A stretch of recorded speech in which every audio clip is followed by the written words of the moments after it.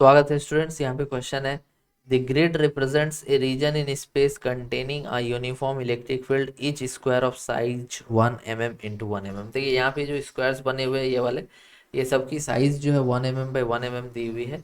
If potential at points, अब potential जो है अलग अलग पॉइंट्स पे वो भी गिवन है, ठीक है।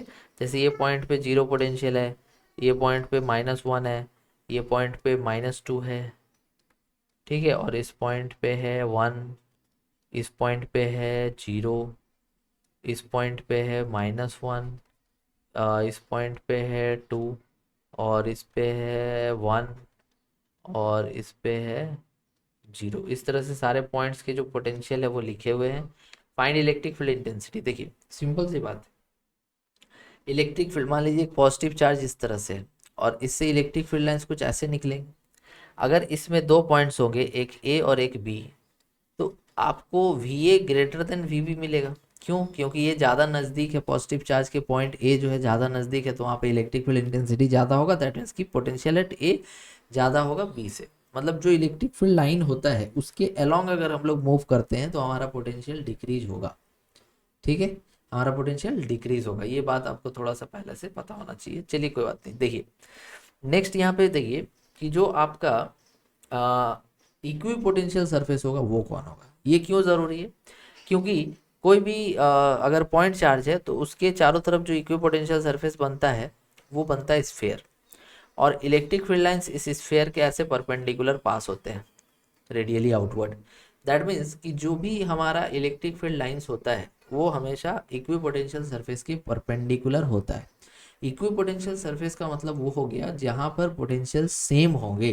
तो इस डायग्राम में हमें वो लाइंस ढूंढने हैं जहाँ पर हमारा पोटेंशियल जो है वो सेम है। तो देखिए सी पर और जी पर 1 वोल्ट, मतलब कि सी से लेके जी ऐसे एक लाइन ड्रॉ कर दीजिए। उसके बाद देखिए कि ओ पर, ई पर, एच पर पोटेंशियल 0 वोल्ट, मतलब ये एक लाइन ड्रॉ कर दीजिए। उसके बाद देखिए ए पे, एफ पे -1।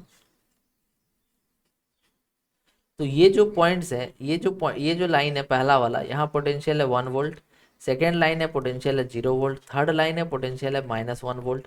तो ये जो है इक्वी पोटेंशियल लाइन्स हैं, इक्वी पोटेंशियल सरफेसेज हैं। दैट मीन्स कि इसके परपेंडिकुलर हमारा इलेक्ट्रिक फील्ड लाइन होगा, इतना तो कंफर्म हो चुका है। दैट मीन्स कि हमारा जो इलेक्ट्रिक फील्ड लाइन होगा वो इसके परपेंडिकुलर होगा, और वो परपेंडिकुलर लाइन कौन होगा? सॉरी,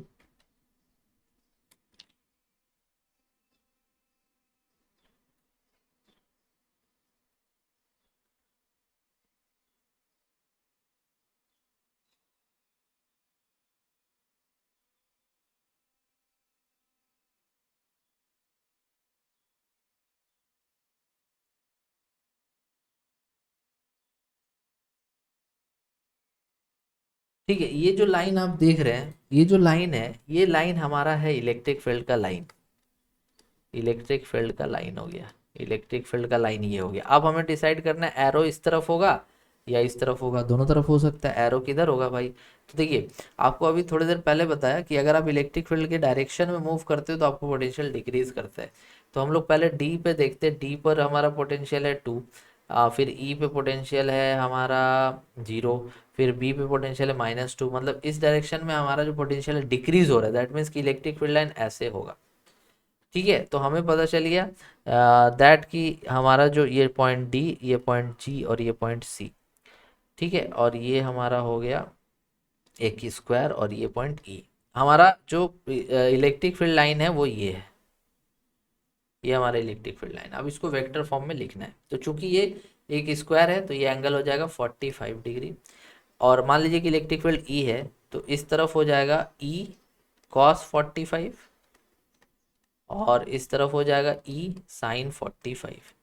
दैट मीन्स कि हमारा जो इलेक्ट्रिक फील्ड है वो इलेक्ट्रिक फील्ड वेक्टर फॉर्म में अगर लिखा जाएगा तो वो लिखा जाएगा ई कॉस 45 डिग्री अलोंग आई कैप, फिर माइनस ई साइन 45 डिग्री अलोंग जे कैप, ठीक है।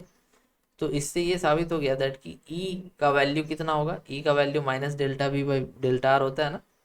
सो डेल्टा वी कितना हो रहा है? आप डी से जी जा रहे हो, डी से लेकर के, सॉरी डी से लेकर के ई तक जा रहे हो, तो आपका पोटेंशियल कितना चेंज हो रहा है? 2, ठीक है, 2 चेंज हो रहा है। और लेंथ कितना चेंज हो रहा है, लेंथ चेंज हो रहा है √2।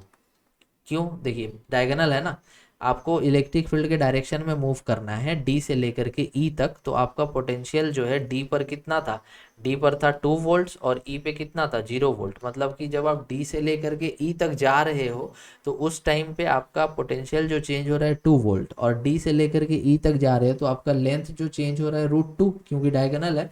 और ईएमएफ इलेक्ट्रिक फील्ड -dV/dr होता है ना, -dV/dr, ठीक है। तो -dV/dr नहीं लिख रहे बिकॉज हमने यहाँ पे 0 - 2 नहीं किया है, 2 - 0 कर दिया है।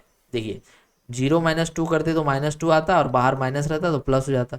आप सिंपली ऐसे कर दो ना, 2 - 0 कर दो ना, बाहर माइनस लिखने की जरूरत नहीं, समझ गए। तो इस तरह से करके, या मैं पूरा लिख देता हूँ, बहुत सारे बच्चे कंफ्यूज हो रहे हैं। ई इक्वल्स टू क्या होता है, -ΔV/ΔR, ठीक है। तो देखिए -ΔV का मतलब final minus initial divided by, ये वैल्यू कितना हो जाएगा √2 - 0।